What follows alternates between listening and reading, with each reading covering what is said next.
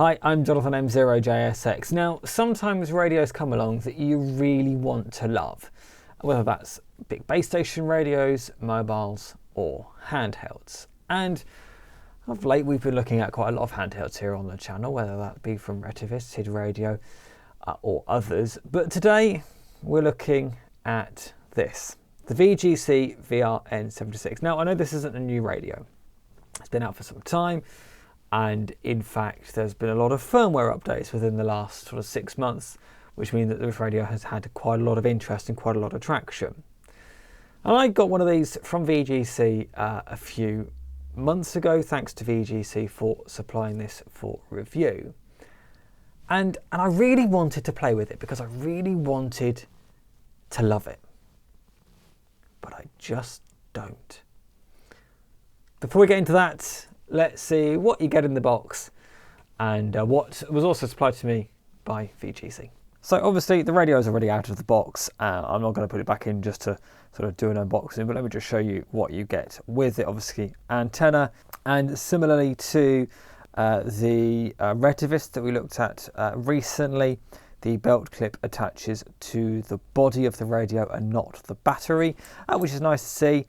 Battery itself, if we just take it off the bottom here and slip it out, it is the model BP26B, 7.4 volts at 2600 milliamp hours or 19.24 watt hours. And VGC do sell these separately, so if you did want to pick up a different battery or a few spare batteries, you can do. I'm just having a look at the frequency range, 136 to 174 megs and 400 to 470 megs, and output power of 5 watts. There or thereabouts, I'm sure. And the battery just clips back on. There's a USB-C socket on the back of the battery for charging. It is the only USB-C socket anywhere on the radio, and it is only for charging, obviously. In the box as well, I will just open this up. There was a few different coloured pieces which are supposed to go on the antenna. I didn't quite work out how well they installed, but hey. A USB A to C charging cable. This little clip piece, which you could install instead of the clips if you just wanted to install that. You could.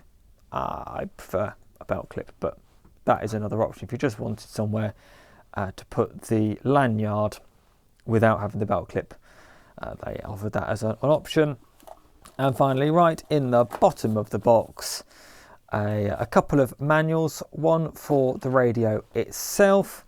This is all English and it is about 26 pages with some regulatory stuff at the back. The other for the HT app, which we will talk about shortly, but this tells you how to use the mobile phone app. VGC also sent to me alongside the radio their Bluetooth speaker microphone, which is here. It's the BHM79. It feels nice in the hand. It's a good size. The nice thing about this particular microphone is that it's not just used with the VR-N76, but you can also pair it with your mobile phone for things like Zello or Echolink or other services which can make use of a PTT button with a microphone. In the box with the microphone came not a whole lot, to be honest with you, just another USB A to C charging cable. I didn't use the microphone too much, to be honest with you. I tried it, made sure it worked, but if I've got a handheld, well, I'm just going to use the handheld. Talking about the radio itself, let's just quickly go around it. On the left-hand side, it's got a very similar layout to what we've become used to. PTT button at the top, and then we've got 2 programmable buttons on the side. Up the front, we've got a nice D-pad. We've got a 4-way button here, and then sort of menu and exit buttons. On this side, There is a flap where you can plug in a speaker microphone, but do note that is a different connector to the typical K connector we're used to from the likes of TID Radio, Baofeng, Kenwood. The spacing is a lot narrower, so you can't use your existing Baofeng products, for instance, here. Up top, we've obviously got a GPS module.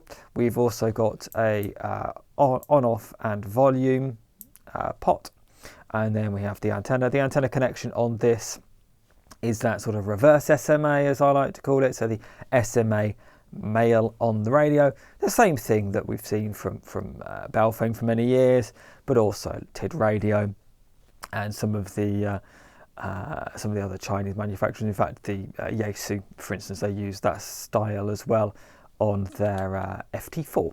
So that's going around the radio. And this radio I've had for a couple of months now. I've been putting off making this video, but my 3-year-old son saw it, who is a massive Thomas the Tank Engine fan, and obviously the radio being blue took a shine to it and dropped it a couple of times, and I have to say the radio survived very well, hitting the wooden floor. The only sign of damage was on the volume control. There's just a very slight dent, which is possibly not going to show up particularly well, but yeah, ever so slight dent on the volume control. So 3-year-old tested, and it survived perfectly. Just quickly going through the menu system. This isn't going to be too in-depth at all. There are loads of videos on YouTube regarding this radio, but when we turn the volume knob, we see that a volume indicator comes up on screen, which tells me this is an encoder rather than a typical pot. If we head into the menu system, it's pretty clear. We can easily see what's going on. So if we wanted to make changes to the channels, we can do that here. We can see everything we want to know. So if we wanted to change the name, we can do that here. We can also go into things like signaling. So if we want to send DTMF codes, that's how we do that here. We can send a message, and that's sending a message over APRS. Obviously this radio has APRS built in. We can also turn on and off dual watch. We can turn on and off scan. Everything you'd expect from a sort of mid-tier VHF, UHF handheld, this radio will do. The thing that annoyed me the most, I think, about this radio is that although it has APRS inbuilt, getting to the menu I find to be a bit difficult. I can never remember how to do it. Is it under general settings? Yes, there it is, APRS settings. But for me, it's how frequent it's going to be sending a APRS packet. So here we can see share location, it's currently set for a minute. And while that's fine, I much prefer the smart beaconing technology that we've seen from Kenwood for many years, and Yaesu have implemented it as well in their APRS capable radios.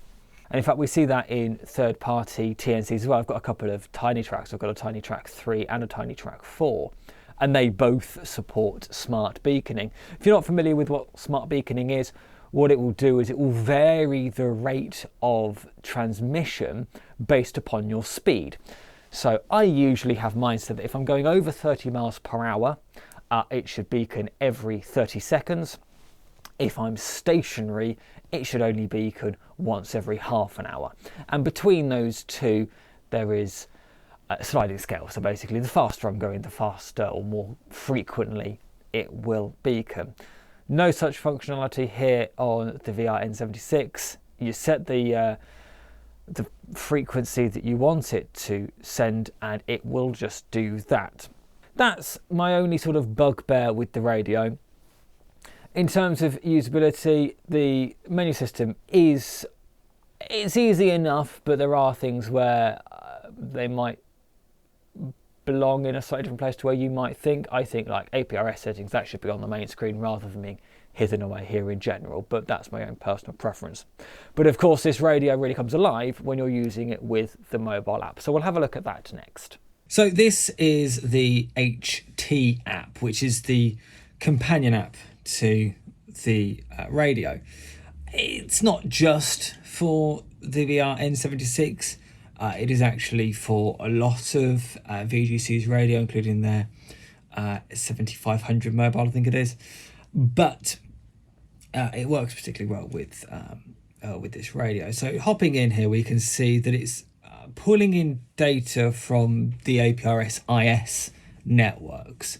I know this mostly because where I currently am, using just the stock antenna, I'm not going to be hearing any APRS traffic, despite, as you can see, my sub VFO being set to the APRS frequency here in the UK, 144.8.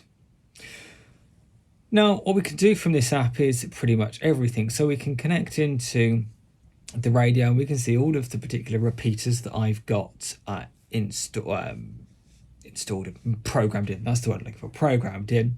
But we can also change things like the power settings here at the bottom. We can also change whether we just want it to be single channel, and that's updated it on the radio, or whether we want double channel, and that means that puts that sub VFO in as well, or whether we want to start a scan. What's also nice here is that we can use the application in order to change the repeaters. So for instance, or we've programmed, not necessarily repeaters. So if I click on press and hold number 8, that didn't do it. If I go in channel and groups, how do I do it? That's okay. Press and hold 8. It did work, I just wasn't giving it enough time. So we could put here in, let's say I wanted to put this as the 2 meter calling frequency. Okay, 2 meter call, I'm limited on space. So that is 145,500. The transmit frequency is going to be exactly the same.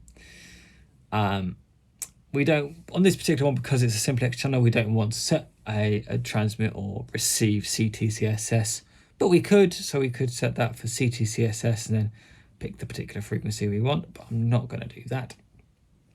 Set the TX power, so we'll put it onto high.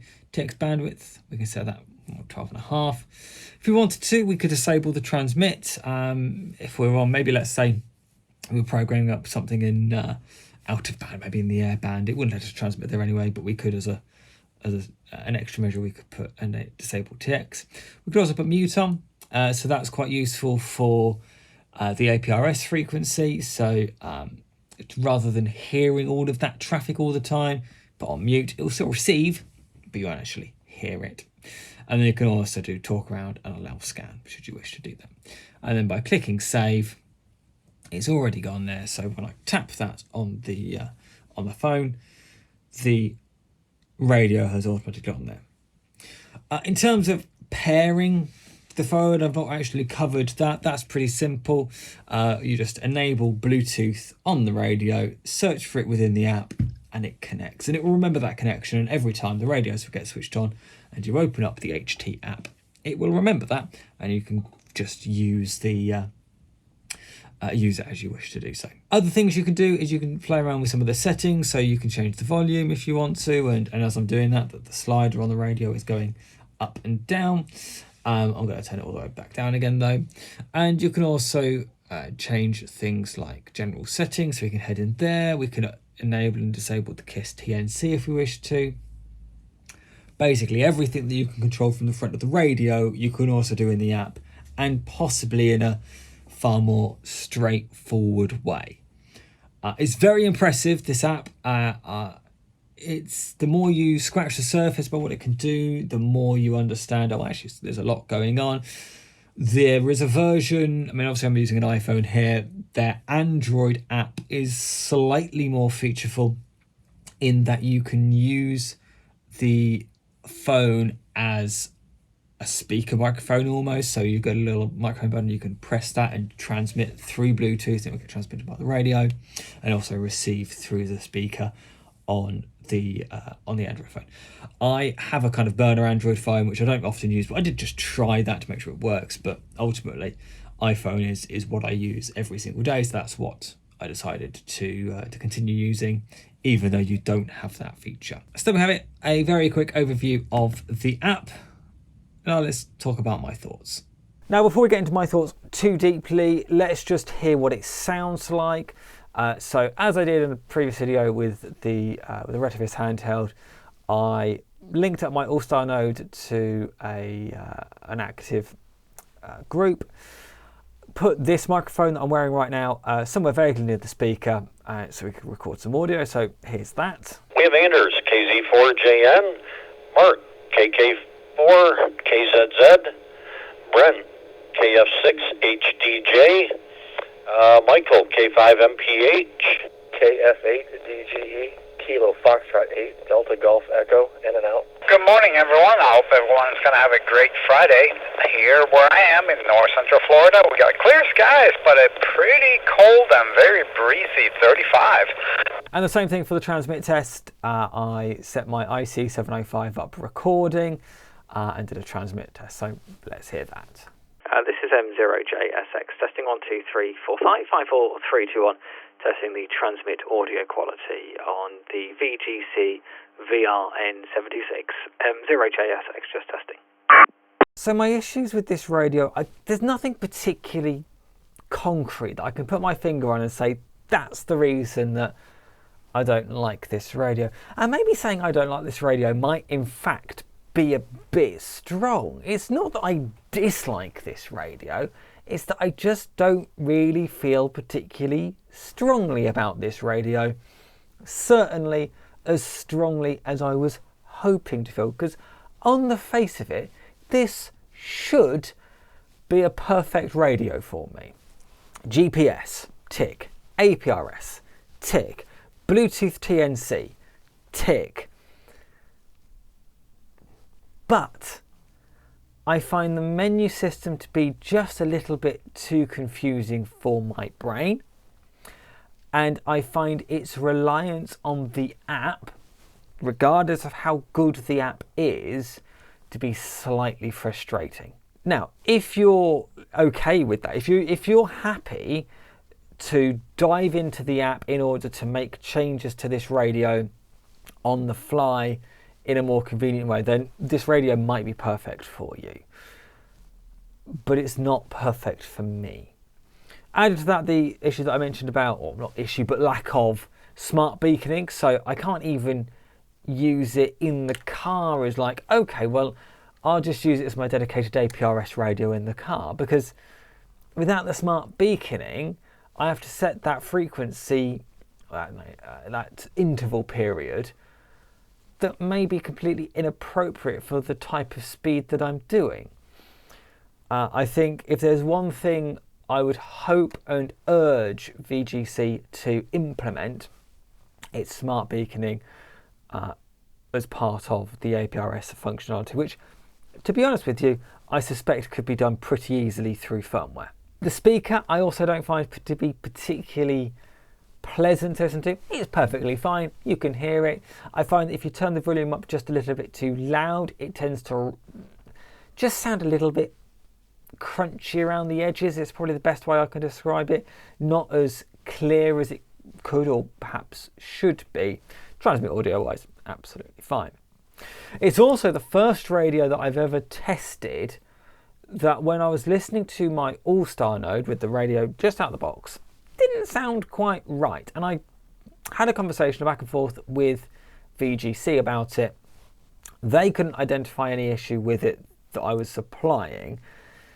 Eventually, I worked out what the problem was, and whether this is an issue that I should have foreseen or whether this is an issue with the radio, I don't know. But on my All-Star node, I didn't have pre-emphasis and de-emphasis turned on.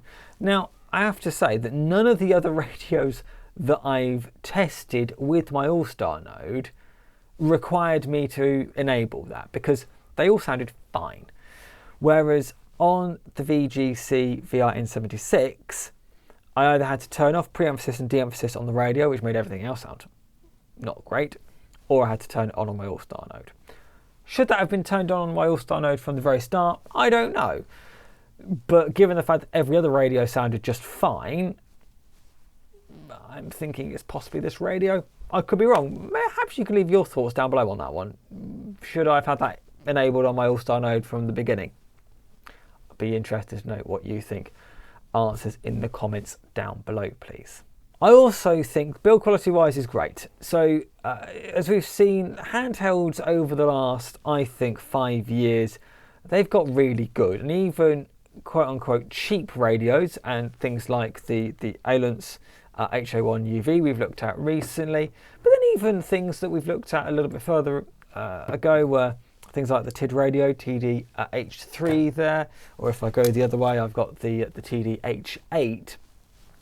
They're all very good, and the VGC is in that class as well. It feels great in the hand. It's got a nice weight. The PTT is nice and clicky. We know that I'm particularly fussy about clicky PTTs.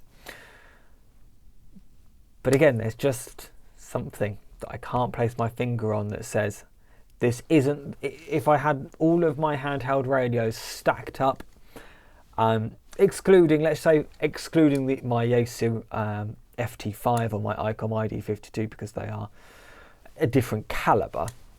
But if I had all of my sort of regular handhelds lined up, even though this is probably the most expensive of all of them, it's probably not the radio I would pick up because I just don't enjoy using it. And maybe that's it. Maybe it is just a case that I don't enjoy using it. I find it just a little bit frustrating for me. Now, I am perfectly accepting that my experience may not be the same as your experience. So if you have an N76, I'd be really interested to know how you find it, whether you find it to be just a little bit infuriating as I have, or actually whether you think, oh no, actually I can forgive it all of those problems because it does X, Y, Z. Because actually I find it really useful. I like the fact that I can control it from my phone. Please help me out. Let me know in the comments down below. Where am I going wrong with this radio? Why don't I love it? I say because on the face of it, I really should. Let's quickly touch upon price of the radio. So the radio by itself, you can buy it in the UK from a number of sources, including Martin Lynch and Sons. They stock it for about £150, although you may find that the particular colour you want may not necessarily be in stock. Or you can buy it direct from Vero Telecom. If you just wanted one, that's going to set you back about $190, $188.90 to be precise. But of course they are going to have the full colour range, but you're likely to wait longer in order to receive it. So not a cheap handheld by any stretch of the imagination. You know, it's up there with some of the Yaesu range, but it is feature packed, to be fair. Again, my thanks to VGC for sending this to me for review, and also thank you to them for sending me the Bluetooth speaker microphone. I haven't really talked about it, but if I'm honest, I've not really used it, so I can't give it a fair appraisal. Thanks very much for watching this video. There's a like button if you've liked this video. There's another button that seems to work just fine too. And if you haven't already done so, please do click on that subscribe button and also click that notification bell, and you'll be told whenever I upload a new video. There's another video coming up over here that the algorithm thinks that you might like next. Until next time, 73. Bye-bye.